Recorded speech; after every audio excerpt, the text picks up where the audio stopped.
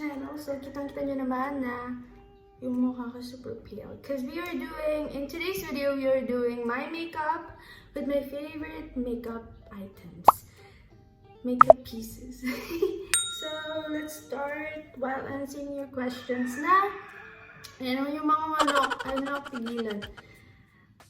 While answering your questions na tinanong ko sa inyo sa Instagram. So, if you haven't followed me on Instagram yet, follow me on Instagram, honey. Lagay muna tayo ng primer. Full face ba tayo today? Hindi natin share. Kasi, alis ako, magpapa-adjust ako ng braces. Ay, hindi pa lang. So, the primer I'm using is the Baby Skin. Kapag wala tayong lakad, kapag errands lang, okay na yung mga ganyan. Huwag na tayong gumamit ng mga mahal kasi wala tayong budget. Ang tanga ko, hindi ako nakapag-sunblock. Alam mo, okay lang. Primer muna bago sunblock. Pwede ba yun? Anyways, let's try. Hindi ako nakalabas ng walang sunblock. Mahirap na.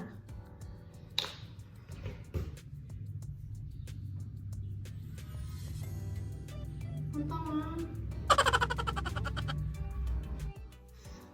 Sayang man yung primer ko.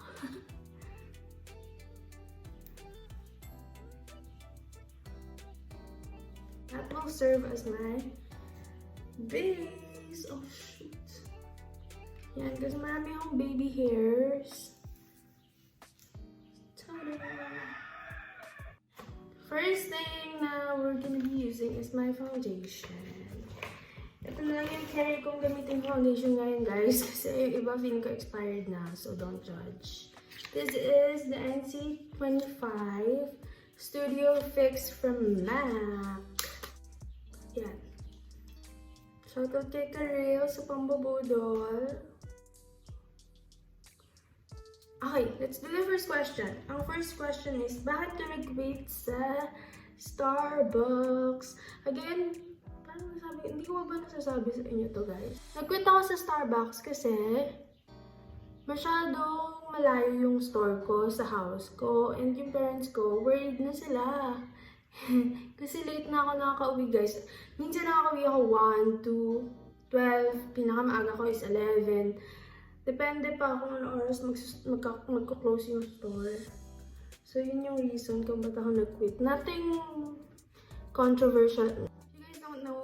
If you guys don't know, yung foundation na ginagamit ko is darker than my usual foundation shade. Kasi gusto ko nang may color yung mukha ko. Ayoko nang super white or super pale. Next is itong color staying ng Revlon na concealer. This is the full coverage concealer ng Revlon. Okay, put that. Next question, kumikita na po ba kayo sa YouTube? Hindi pa. Alam niyo ba, guys? Oh my god, quick story. Hindi talaga ako nag-YouTube for the money. Baka kasi yung iba isipin niya, ala, nag-YouTube siya kasi yung nakikita sa YouTube. My god, if you guys only know. Ang hirap kayang kumita sa YouTube. You have to take a lot of effort para kumita ka sa YouTube. Tsaka if mag-YouTube ka for the money, parang it's not worth it. Kasi unang-una, dami mong investment, diba? Mag-invest ka ng food, ng pamasahe mo, and all that for you to make a video. Alam mo yun, yung camera mo. And hindi siya ganun kalaki, to be honest. Marami akong friends na vlogger, writer, in that industry, kahit nga mga artista, mga extra, ganyan. Marami akong friends na gano'n. And they tell me na it takes a lot of effort talaga, guys, if you really want to be in that industry. And ako, ginagawa ko lang yung YouTube whenever I feel like doing it. Yung ganito. Pero, ngayon kasi wala naman ako ginagawa. So, parang almost everyday free time ko. So, why not make uploads? All I know, diba? Pero, to answer your question, hindi pa. Okay. Next question is, embarrassing and funny moments ko sa Starbucks. Again, parang Starbucks isa, baka isipin niya. one time, lumabas ako ng floor. Yung floor kasi guys is kung saan ginagawa yung drink. Diba may backroom kami? Tapos doon ako, galing akong break. Tapos lumabas ako ng floor na nakabaliktad yung apron ko. Ewan ko, yun lang yung siguro pinaka-funny kasi hindi mo ako ganun na nagtagal. Tsaka, ayun. Yun na siguro yung pinaka-funny. Kasi tawa sila ng tawa, like, yung apron ko. Baliktad! So, hindi makikita ng tao na barista ko. Nakakahiya yun, no? Kasi syempre may mga customer ka, tapos ganun. Ayun. Next question is, have you encountered a current customer na, oh God, sobrang dami, girl. Alam mo, sa Starbucks, barista sila na hindi na ako sali kasi hindi na ako barista.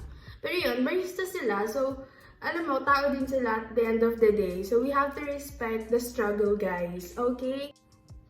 Yan, ang dami. Sobra. Hindi ko na sila maisa-isa. Pero kaway-kaway sa mga ganong customer, it's not nice. Especially sa mga customer ngayon. Please, clean as you go. Kasi it's a big thing for us na hindi nyo alam na yung health namin is nasa-sacrifice kapag kami yung naglilinis ng kalat nyo. Ang problem lang, guys, is yung mga tao na gano'n, na hindi marunong magtapon ng basura nila. I mean, not just in Starbucks, but in every establishment na pupuntahan nyo. If you have this, kahit maliit na wrapper ng straw, or anything na you know that is supposed to be in the trash can, throw it right away. Huwag nyo nang antayin na may ibang maglilinis ng kalat nyo. At, oh my God, guys! Oh my God! May isang customer. Haha! Naalala ko to, may isang customer sa second branch na ako nag-work nito. May isang customer, hindi ko na siya kilala. Ang sabi mo naman sa amin, kasi pinatapon ko, sabi ko, ma'am, sa inyo po ba yung table na to? Please throw your trash can, ganyan. Siyempre ako, mabait naman ako. Pero yun, sinabi ko sa kanya na, please throw your own trash bin, ganyan. Tapos nagbulong siya dun sa kasama niyang lalaki. Sabi niya, di ba binabayaran naman natin sila para maglinis ng talaga yung mga ganyang customer. Grabe, huwag po tayong ganyan. So, please, guys, huwag tayong masyadong entitled sa mga bagay-bagay. Okay? Hindi niyo alam kung gaano kababa yung sweldo namin. I mean, at least ako, as a trainee and part-time student, part-time employee, mababa siya. So, kapag nagkasakit ako, mauubos yon and hindi siya worth it. Seryoso, hindi worth it yung pagtatrabaho ko sa Starbucks kung magkaka-COVID ako and yung pera ko doon gagastusin ko lang sa pagpapagamot sa sarili ko. Like, it's not it. It's not good, guys. Sipin niyo yung ibang tao, huwag tayo maging selfish. Ayan, next is, kilala mo pa ba ako? Hi, Shaira. Hi, Cheska. Oo naman. Naalala ko kayo lahat, no? Grabe. High school, junior high school yata ang pinaka-worst experience ko sa buhay. I mean, sa school. Hindi naman sa buhay, pero sa school. Hindi na ako natapos mo. Worst experience mo sa Starbucks, sa work mo. Worst experience mo sa work mo, which is sa Starbucks. Yun lang naman yung naging work ko. Yung powder ko na ginamit ko is itong Maybelline Superstay. Gagamitin kong contour, Too Faced Cocoa Contour. There's this one time. Buta na hindi namin ng Starbucks. Parang British yata siya. Basta white person siya, ganyan. Pumunta siya ng store. Siyempre, ako naka-break kasi ako nung time na yun. And, si kuya mo, kukunin ko sana yung temperature kasi kapag busy yung mga tao sa floor, kapag madami silang customer ginagawa, kahit naka-break ako, I would obviously insist na ako na lang kukuha ng temperature ng customer. Kasi diba, para iwas trabaho. Para hindi natatakbo kasi layo ng floor namin sa entrance ng store. So ako na yung kumuha ng temperature niya. Sabi ba naman niya sa akin, what are you doing? Sabi ko, I'm checking your temperature. Tapos sabi niya, I know my temperature. Sabi ko, sa isip-isip ko guys, paano? Kasi paano mo malaman yung temperature mo kung hindi ko pa nakukuha? Sabi niya, it's 35, right? Tapos sabi ko, syempre, ako guys, malaking bagay kasi yung customer service, especially sa Starbucks or sa kahit na anong fast food restaurant. So, hinayaan ko siya. O sige, 35. O sige, although, Mali yun, guys. Huwag niyong gagawin yan if you are working in an establishment na gano'n. Huwag niyong gagawin yan. Sorry, mali ko yun. Na hindi ko talaga siya kinuha. Kaso lang, ayoko naman makipag-argue kasi mukha siyang nagagalit na. Okay? Parang bad trip siya. Tapos, sabi ko ba naman sa kanya, okay, after you finish filling out the form, kindly proceed to the counter, ganyan-ganyan. Siyempre, ano tayo? Professional tayo. Tapos, sabi niya ba naman sa akin, I know. I was like, okay. And naka-break ako nun, guys, ha. Hindi ko oras ng trabaho yon. So, it means, hindi ko trabaho yung pumunta siya doon at naggaganon siya. Nakaka-bad trip yung mga ganyang customer. Sobrang entitled. Kahit hindi Pilipino, no? Kahit anong race. Basta, nakakaloka. So, yun na. After niya doon, I think nakasettle na siya. Bigla siyang pumunta sa akin. Sabi niya sa akin na, I'm sorry, I didn't mean to say that, ganyan-ganyan. Nag-sorry naman siya. Tapos, hihingi niya yung number ko, guys. Pumunta ako sa mga kasama ko, natakot kasi ako. Sabi ko, ano ba yan? Ba't may ganitong customer? Ayoko na gano'n. Diba? Magsasorry ka kung kailan nagawa mo niya yung damage. I'm also using this as an eyeshadow, guys. Kasi ang ganda ng pigment niya. Sobrang sakto lang. Pero yun na yung pinaka-worst experience ko sa Starbucks na nakakaloka siya. Sobrang nakakaloka talaga. Hindi ko talaga nakakalimutan.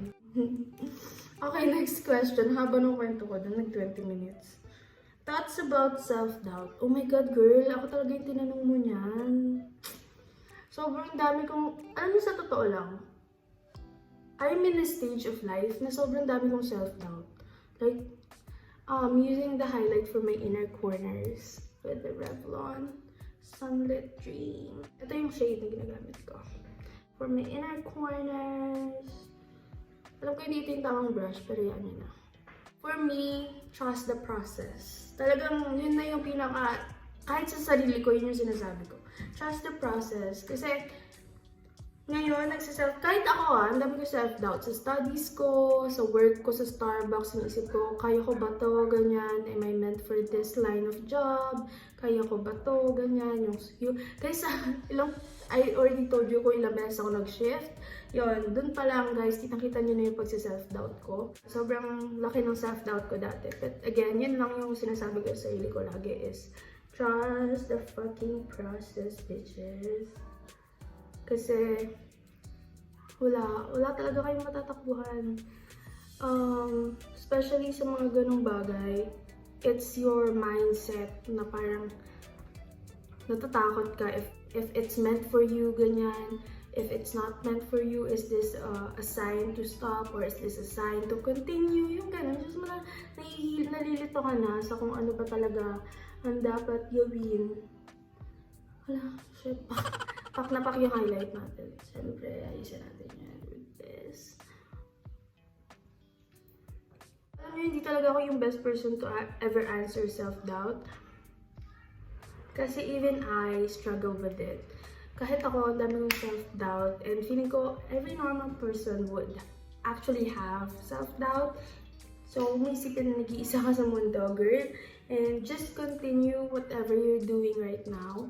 Kasi, kung ano man yung ginagawa mo ngayon, at the end of the day, it's still process. And it's still a progress. Ganon. So, kahit maliit na bagay or malaking bagay yan, it doesn't matter as long as you are continually growing and learning from the experiences that you are actually having in life. Miss Universe. Hindi ko talaga alam kung ano nasabihin ko. Yun na yung masabi ko is to keep going, girl. Keep pushing it. Kung ano man yung pinagsiself-doubtan mo, keep pushing it. Ayan, tapos magkikilay tayo and then mag-lashes and then that's it. Mag-lipstick, that's it. Joke lang, mag-blush tayo. Okay, so I'm using the Revlon pa din. Sultry Sienna 011 na blush. 2. Ay. Hindi ito yung proper brush for it, pero wala lang. Mas maganda kasi siyang gamitin. Next question pala. Kaya mo ba magtagalog ng straight sa isang video? Hindi. Hindi. Alam mo kung na-artihan kayo sa akin, guys. Alam ko naman na ma-arty ako. It doesn't need to be emphasized. Wala na tayong kailangang pag-usapan dyan. From the beginning of time, nasa womb pa lang ako ng nanay ko, alam ko na ma-arty na ako. So, yun. Hindi ko kaya mag-Tagalog. Hindi naman yun yung kinalakihan ko. Kailangan namang mag-Tagalog ako ng bonggang-bongga, hindi ko naman sila naiintindihan yung iba na super deep.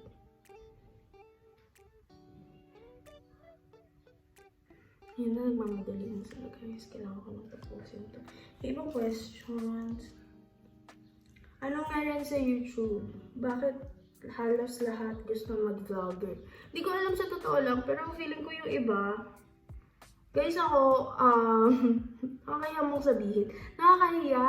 Kasi kailangan ko, sige, maglalagay ako ng screenshot dito for proof and receipt na since 2012, gumagawa na ako ng videos. Pero hindi ko siya tinutuloy kasi nga it's just out of habit. Kumbaga, hobby. Na parang kumbaga, I love editing, I love editing videos in general. Kumbaga nasa ano ko na siya, sistema. Namilig akong ganun. Kahit sa school, ako ang editor nila. Kasi parang therapeutic sa akin yung pag-i-edit, paglalagay ng kung ano-ano sa video. Kaya ganun, ako nag-YouTube. Yun talaga yung YouTube, ko. Hindi ako nag-YouTube dahil sa money, dahil sa fame. Kasi masaya na ako sa kung nasan man yung pinanay ko. Kung asan man ako ngayon sa YouTube. Teka nga lang, sorry na, tatapusin ko lang yung makeup ko guys. And then I'll be back. Sorry, sisigatin ko to later with a more in-depth answer. Bye! See you later, peanut butters! Hi guys! So ito, tapos na yung makeup ko. Nagmamadali ko na si mami. So ito na guys! Nag-makeup lang talaga ako para din sa video na yun. Pero hindi ako ganito mag-makeup kapag magpapachange ako ng bracket. Gusto ko lang share. Para lang kahit pa paano, kahit may questions kayo, sinasagot ko siya while I'm doing something. So papunta na kami ng dentist ko. And magpapachange ako kasi tagal na nito. Tagal na nito. Gusto ko na siya matanggal this year. So ayun. And yeah. See you guys later. Kung may kasunod pa. Sa car na kami.